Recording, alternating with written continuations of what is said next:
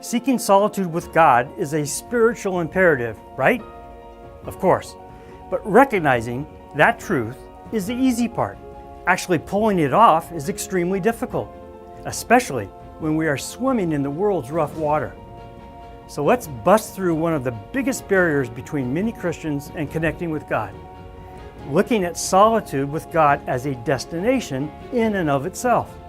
No, it is a destination we pass through before we get back on life's highway. Here's how I overcame that barrier in my own faith walk. I go to God every day with an open heart, open mind, and open hands. I seek discernment and direction from His Word. I share my sinful slips and awesome aspirations. Then, armed with all of that truth and power, I go back into the world and live life. While doing that, I apply what I have learned, and I pay attention to new developments. Then, on the next day, I go back to God with that fresh perspective.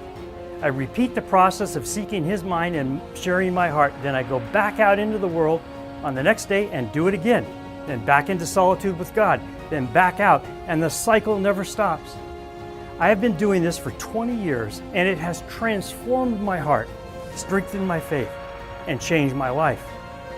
Just think of what God can do in your faith walk through this approach, especially if you do it every day, for a week, for a month, for a year, for a lifetime.